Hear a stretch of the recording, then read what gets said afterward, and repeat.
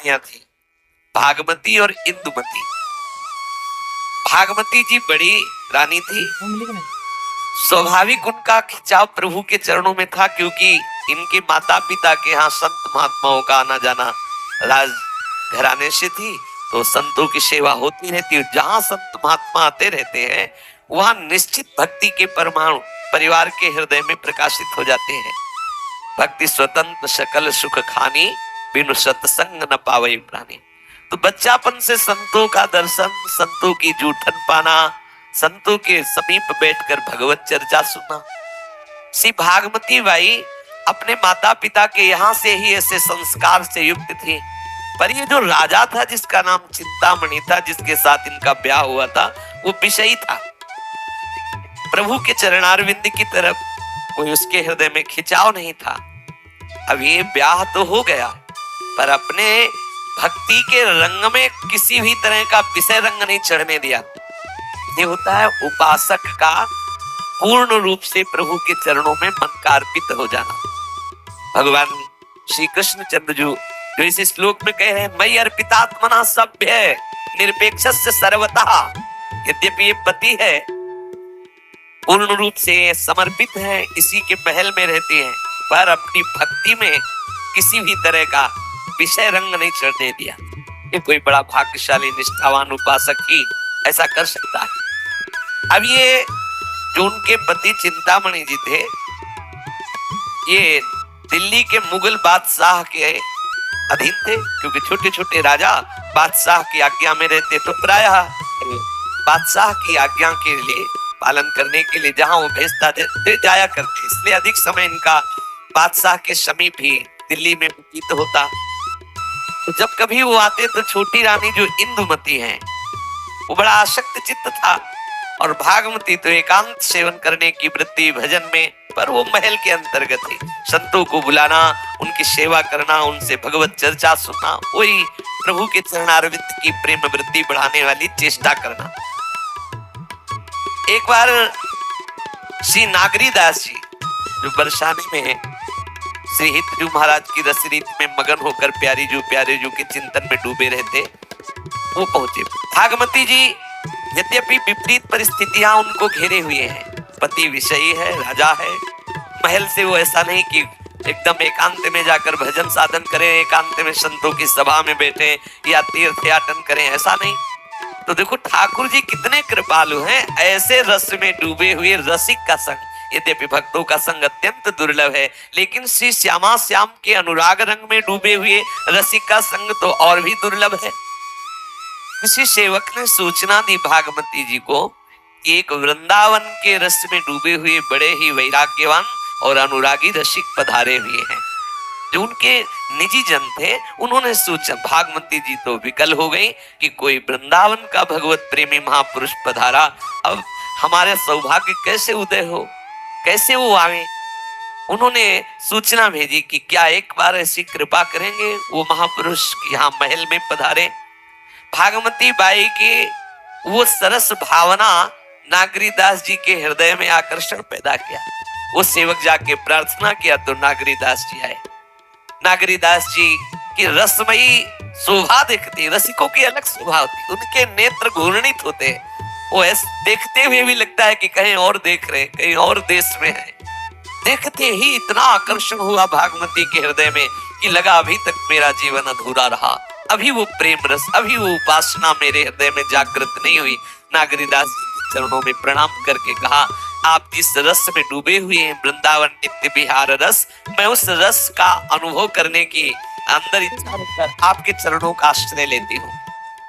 नागरीदास जी ने कहा, हमारा जो वृंदावन का नित्य विहार रस है, ये वर्णाश्रम धर्म से ऊपर है, अर्थात इसमें वर्णाश्रम धर्म के विधान का पालन करने का कोई विधान नहीं है। ये वर्णाश्रम धर्म से ऊपर है और ये वेद विधान के भी ऊपर है। वेदान्नपि सन्नस्ति सा केवलम अवच्छिन्न अनुरागम लभते, विधि निषेध नहीं दास अनन्य उत्कट व्रतधारी। ये विधि निषेध से भी ऊपर है, कुल वर्ण आश्रम की पद्धतियों से भी ऊपर है, और वेदातीत स्थिति है हमारे वृंदावन नित्य विहार रस की। जो हमारे वृंदावन नित्य विहार रस का आश्रय ले लेता है तो भव सागर तो बहुत सुख पूर्वक तर जाता है बिना प्रयास के, और उसको वो रसमय स्थिति प्राप्त होती है जो बड़े बड़े अच्छे उपासकों के लिए भी दुर्लभ है। भागवती बाई के हृदय में ऐसी प्यास जगी इस रसिक महापुरुष के दर्शन से, उनके वचनों से, कि बस मेरे जीवन का अब लक्ष्य है राधा किशोरी के श्री चरणों की दासता। अब तो बस प्यारी जू के चरणों की दासी बन करके उनको दुलार करना, उनको सुख पहुंचाना, यही हमारे जीवन का लक्ष्य है। नागरी दास जी के चरणों में भागवती बाई ने अपना पूर्ण आत्मसमर्पण। अब आप जो आज्ञा करेंगे, जैसे मुझे आप उपदेश करेंगे वैसे मैं चलूंगी। आप मुझे बताइए कैसे मैं इस वृंदावन नित्य विहार रस को पाऊं। तो उनका इस रस की प्राप्ति के लिए सबसे पहले आप करें कि वृंदावन चलें। और महाप्रभु हरिवंश चंद्रजू के उस समय बड़े पुत्र श्री बनचंद महाप्रभु गद्दी पर विराजमान थे। तो नागरीदास जी ने कहा कि उनके प्रवेश चरणों का आश्रय लो। अब श्री नागरीदास जी की प्रेरणा से भागवती बाई ऐसी मतवाली हुई कि उन्होंने ना तो पति को पत्र द्वारा सूचना दी, न पूछा। मस्ती है, निरपेक्ष सर्वतः, कोई किसी भी तरह का भय नहीं, किसी की अपेक्षा नहीं। वृंदावन आए, बनचंद महाप्रभु का कृपा प्रसाद प्राप्त किया, दीक्षा ग्रहण की। फिर नागरीदास जी बरसाने में जितने ब्रजवासी की छोटी छोटी बालिकाएं सबका पूजन करवाया, क्योंकि रानी थी ना, ऐश्वर्य था। खूब ब्रजवासी बालिकाओं का पूजन करा, उनको वस्त्र देना, उनको सुंदर सुंदर भोग पवाना, उनको भेंट देना। नागरीदास जी भागवती बाई को ले गए और जितनी भी बरसाने की छोटी छोटी सब बालिकाएं थी और भी ब्रजवासी, खूब, ये तो राजघराने से तो वैभव की कोई कमी नहीं थी, खूब सेवा करवाई। फिर वो ओरछा वापस उनको भेज दिया और कहा कि अब जो हम उपासना पद्धति आचार्य परंपरा की आपको दी है, अब आप इसी का चिंतन करें, इसी मंत्र का जप करें और वाणियों का गायन करें, वाणियों का चिंतन करें। अब उनका जब पति आया और उसने पूछा कि बीच में आया था, पूछा कहाँ गई भागवती, महल की रानी होती हुई कहाँ? उनका वो तो किसी संत के साथ ब्रजमंडल की यात्रा में गई है। बहुत, अब चूंकि बादशाह का आदेश पालन करना था, नहीं तो उसी समय ब्रजमंडल आते। अब वो तो जब ओरछा गए, वहां देखा रानी ने, ये सुना तो उनका इतनी हिम्मत कैसे हो गई कि हमारी पत्नी होते हुए, राजरानी होते हुए किसी संत के साथ ब्रजमंडल की यात्रा करना, मेरे से कोई अनुमति नहीं, मेरी कोई, बिल्कुल विरोधी भाव उसके हृदय में भागवती जी के प्रति प्रकट हो गया। अब जब वहां आया तो भागवती जी आ चुकी थी। भागवती जी को उसने चाबुक से एक पहर तक पीटा, एक पहर तक।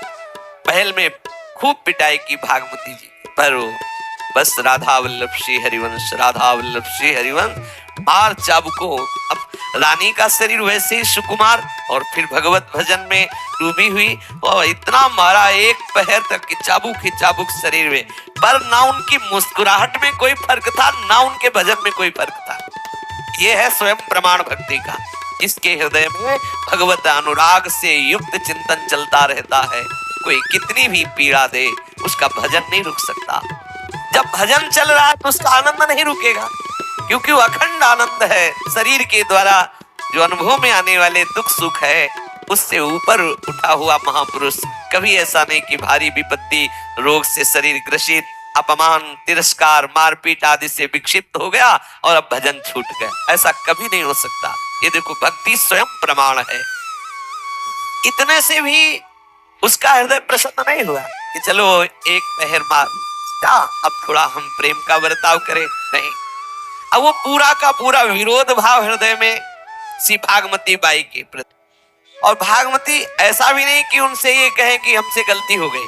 भगवत चरणारविंद की ठसक में रहने वाले जो जन होते हैं, इनकी बड़ी विचित्र दशा होती है। इनमें ये नहीं होता कि वो इस बात के लिए क्षमा मांगे कि हम भजन साधन वृंदावन गए, ये सब हमारे लिए अपराध कोई बन गया, जो आप नाराज है क्षमा करें, ऐसा नहीं होता।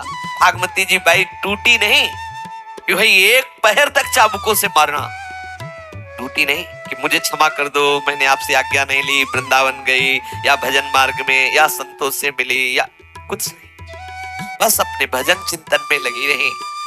अब उसने जब देखा कि इतने पे कोई भी इसके ऊपर प्रभाव नहीं पड़ रहा, ना तो क्षमा मांग रही है, ना तो रो रही है, ना विकलता। राजा विरुद्ध भाव से युक्त होकर भागमती बाई को और भी कष्ट दिए। जब वो विविध प्रकार की ऐसी विपरीत परिस्थितियां भागमती जी के सामने प्रकट करता, फिर देखता जैसे कोई पीटने वाला होता है ना, जो देखता रो रहा है बहुत दुखी, तो उसे सुख मिलता है। लेकिन ये तो प्रसन्न मुद्रा में कितना मारा, लातों से मारा, चाबुक से मारा, कटु वचन कहे थे, उनको कोई फर्क नहीं। चित्त में श्री राधा वल्लभ लाल जी बसे हुए हैं, मन राधा वल्लभ जी की नक्सिक रूप माधुरी का पाठ कर रहा है।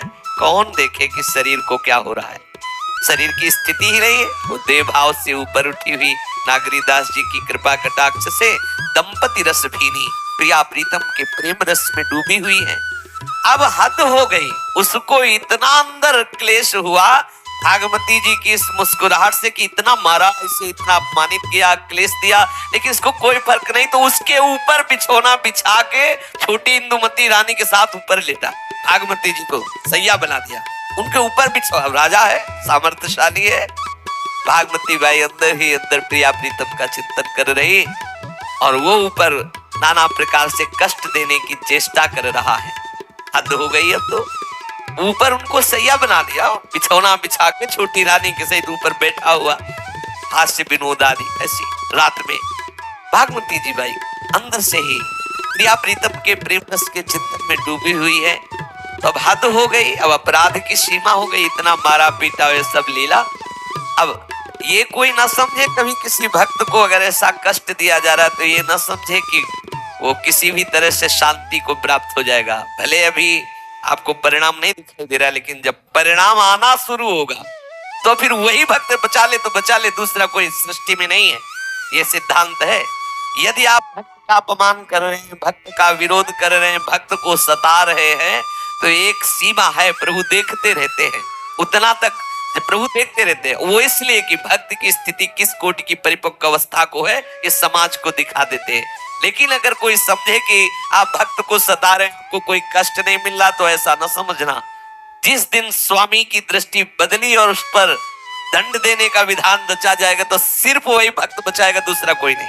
जिस भक्त का आपने अपराध किया है वही भक्त बचाएगा, फिर प्रभु भी अपनी कृपा दृष्टि नहीं करते उस पर।